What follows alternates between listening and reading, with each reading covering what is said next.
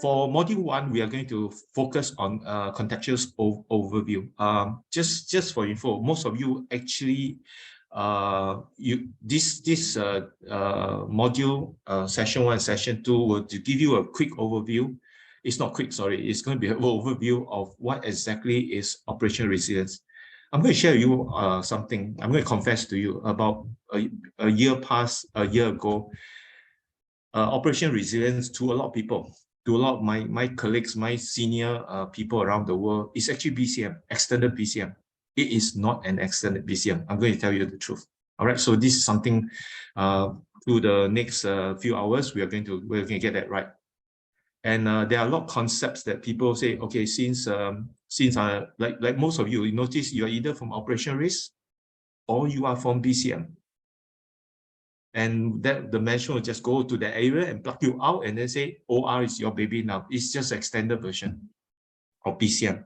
So that's where you are being caught up with this this vicious cycle. Then the only other thing is that they are not going to give you too much guidance, because the central banks gives a policy. Just follow the policy. What's wrong with it? And that's what happened to a lot of banks in the world now. So this is just to give you a heads up. The other thing is that the central bank, because of COVID and a few other reasons, they actually ask you for a small part of the OR. They did not ask you for everything. If you are aware, they only want critical business services. In UK, they want important business services. In US, they want critical operations. In Hong Kong, they want critical operation. In Singapore, they want critical business. So everybody wants that. Then what happened is everybody starts to build that and became a monster. You guys know when you start to build the dependency chart, it became a giant monster which you cannot manage. And you have not only one critical business services, you have a lot. So this is what is happening to everybody around the world. And BOE came back and said something. Can we stick to one and get it right? So their deadline was 31st March this year. And actually BOE gave direction to the British bank to say, let's do one correctly and do one well. All right, they knew that the rest are all messed up. Okay, these are all the information we managed to gather. But like I say, for the benefit of the people in the class, this is just private conversation. But it's good inputs for you to understand what's going on as far as operational resilience is concerned. Okay, so next what happened is for today, today we are going to talk about operational resilience. I think all of you are asking the same question. Is my operational resilience the operational resilience that you are talking about, or is the central bank asking for? This is a very good question, seriously. And just to tell you, I've been talking to someone in my time zone in Hong Kong and Singapore. They had the same problem. In fact, in Singapore, it's called business continuity management. So now they tell themselves we are doing extended mode of critical we are doing extended mode of business continuity management. I say no, you are doing operational resilience. They say, but the central bank says BCM. So we have this kind of lingo issue, and that's something that the Veronica of the world and also our friend from the US, this is where you're going to have problem with the lingo throughout the world. There must be a way to standardize, and I have a few ideas that I have.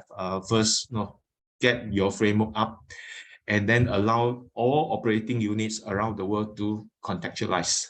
20% will be contextualized to the central bank. The rest of framework should be global. Okay, the reason I'm giving you this comment is because I used to be the global head for Standard Chartered Bank in London.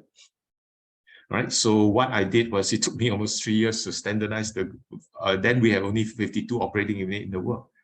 But it took me a long time to standardize it. I allow 20% of contextualization and localization. You must allow them that, because there are a lot of politics, there are a lot of rules, there are a lot of funny requirements by the central bank, which is very peculiar. And if you're in the US or UK or Europe, you say, which central bank will do stupid things like this?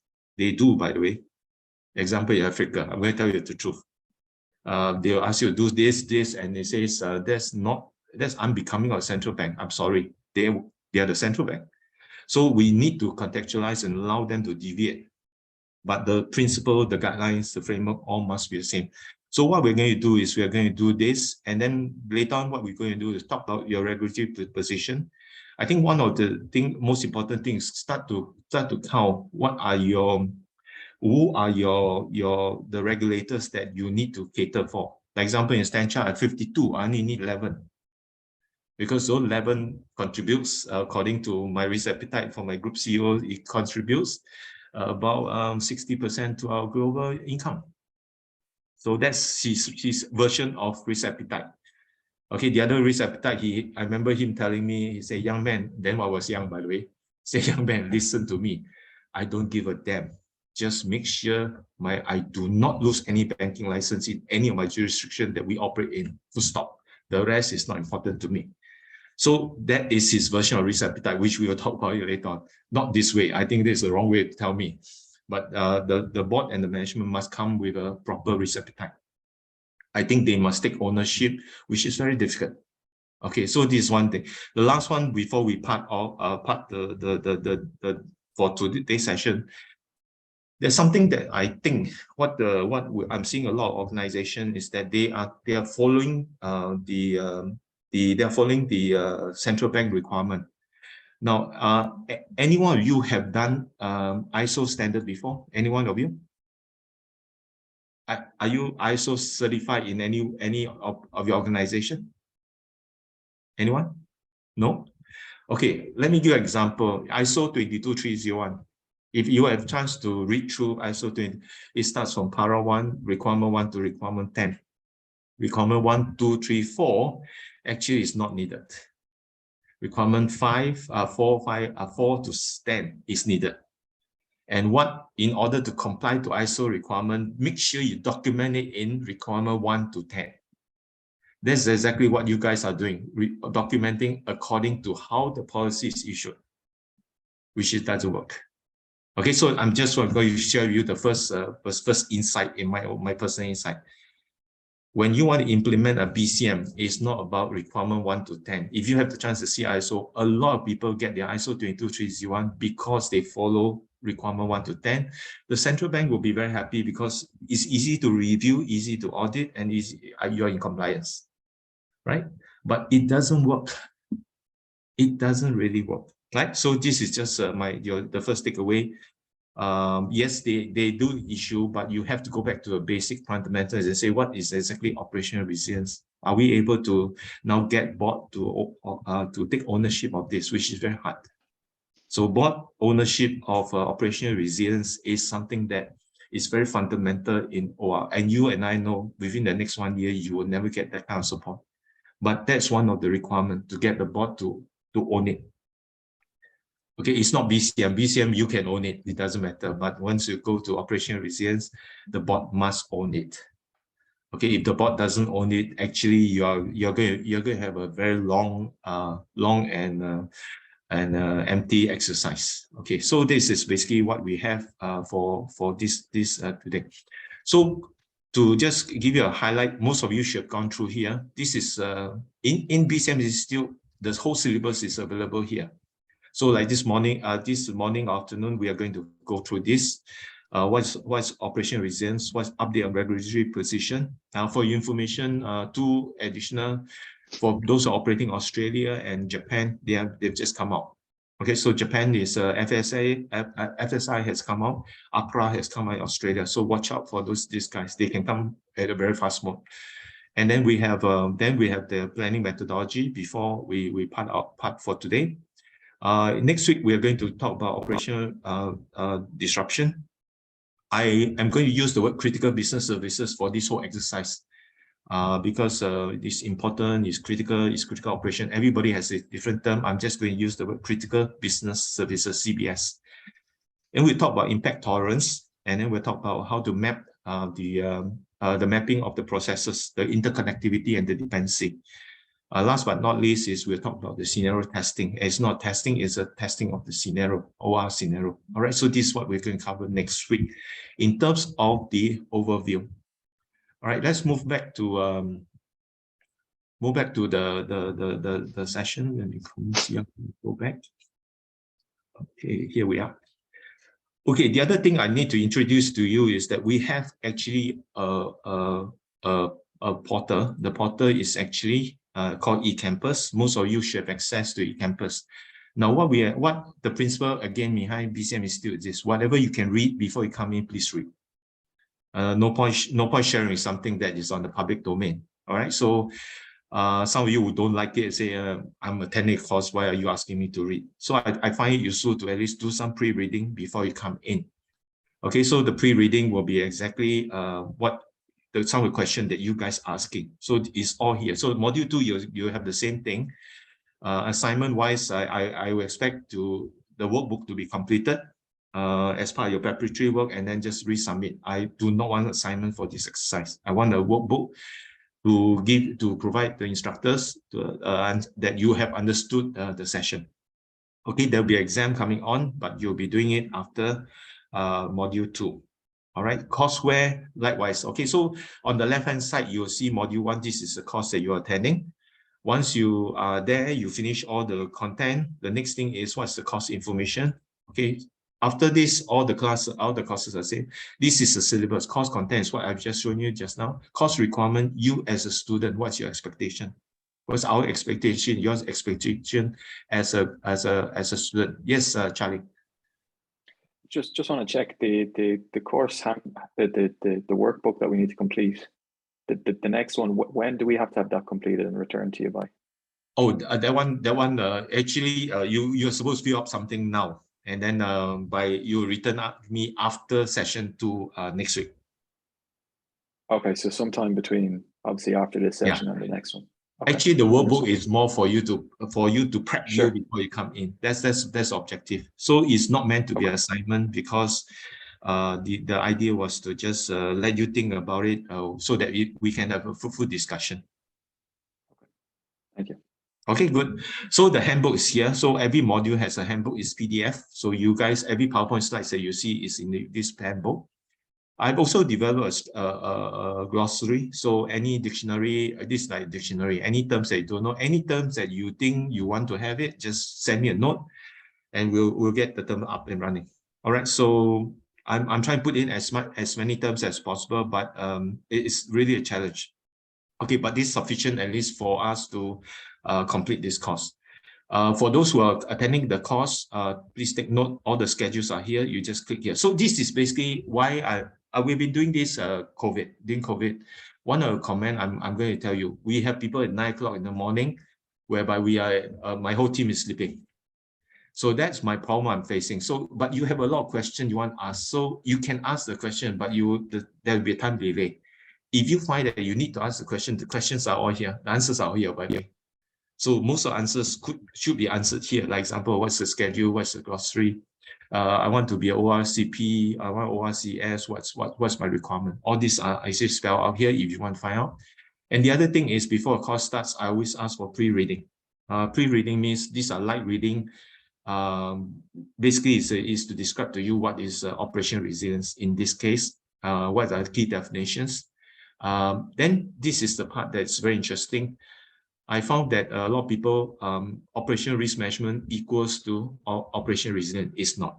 There's a difference. All right. So same thing. A lot of people say BCM equals to operational resilience, especially in Singapore. Because the central bank say we are doing BCM now, but all the features in their BCM latest policy is OR. Okay. So I'm going to tell you politically, they are worried about the complaint from all the banks in Singapore. So what they do is they reissue it as a BCM. However, it's actually operational risk policy. I like Hong Kong MA. Hong Kong MA monetary authorities is straightforward. They took Basel, changed it, used their own terminology and published it. And that's it. At least in Hong Kong, they know what's operational resilience. It's a very straightforward exercise. Then we have, for those like Europe, there's a standard called 22361. Okay, there's ISO standard called 22361. It's called organizational resilience. I need to warn you, organizational resilience is a bigger monster than operational resilience. So a lot of people in the UK, I'm sorry to highlight that agency, focus to say that operational resilience is organizational resilience. I'm going to tell you it's not. Organizational resilience is much bigger than operational resilience. All right, so this is something, if you read it through, you roughly know what I'm trying to say. Organization is everything under the sun for the whole organization. All right, then what happened is this is the workbook Charlie is asking, and then once you're done, just upload it here. All right, so we will just review and have a chat with you after that. Okay, so basically, once we finish session 1, we'll go to session 2. Then all the regulatory requirement here. I'm trying to put in, so anytime you need to, just click and then you're on. Yes, Virginia. Yeah, I was looking through the section that you're going through right now, and I was trying to figure out how we would upload the document. I mean, you don't have to explain this now, but I could not find a spot yesterday, and maybe it's you know, there's a step, or maybe I just didn't see it. But we were able to download it and do the pre-work, but I could not find a spot where to upload at that point. Okay, sure. Now you have the file. Then the upload. I'll get Vani to send you guys the instruction. Okay, great. Thank you. Good. So at least you can get the file now. That's something. Yeah. We were able to get the file. Okay, but we were not able to upload. Okay, thanks. We just have to do one setting. I think the setting is not set up. We will set it up, and then you should click and you should see and upload from the backend. Okay, good. So anyway, so this is where the standards are all here. You just click, you go straight to the standard. And then we have, again, some of the pre-reading. Interestingly, there was a lot of good reading. Like example, someone is comparing UK, EU, and US. I like this simple article. I think there's a lot of good articles. The Japanese regulatory standard just came out. So this is another one that I just picked up. And the rest are all what you have, what you see here. Okay, so just to run down, this is next one will be a planning methodology where we'll wrap up today. Okay, and then we will come back next week. Next week will be what's operational disruption, and then we'll continue what is critical business services, and then we'll talk about impact tolerance, and so everything is in here. So the objective is like reading before we start, so at least you can say, hey, this is what I'm doing in my organization. This is not what I'm doing in my organization. Why is it different? Okay, I do not claim to be an expert, but I think this is the part that we can actually normalize in terms of nomenclature and also definition. All right, so we have the advantage because we are actually combing the entire world. So most of you are actually in one sector, and one sector, for example, the Feds in the US will have more more control over you. So you have to comply to them more as compared to other standards. Okay, so this is where we are, and the rest are just here. All right. So the last part is the exam. You're not going to do the ORCP exam. You're going to do an ORCS exam, which is the next in module 2. You will come back to the exam preparation. So again, question asked is, how do I prepare my exam? What is the exam? How do, and so on and so forth. All right. So all these are actually spelled out here. And when you reach a stage, you just go into module 2. There's an exam preparation. So this is basically the portal for us to communicate, at least to stopgap any question that's asked outside of office hour. And if you do post, you will see me answering you. All right. I mean, basically to us, it's not an issue. Everything's online anyway. All right. So this is this is actually the eCampus. Anyone has any question on the eCampus? Remember, it's depository of all pre-reading, and this every time I have a new class, there'll be new things going on. All right, the idea is just to make sure that people can access to some of the things, because we read more than most of you. We read more diversely in terms of content. Okay, all right, if not, then we move on to session 2. This is what we're going to have in session 2, and I think I've gone through this.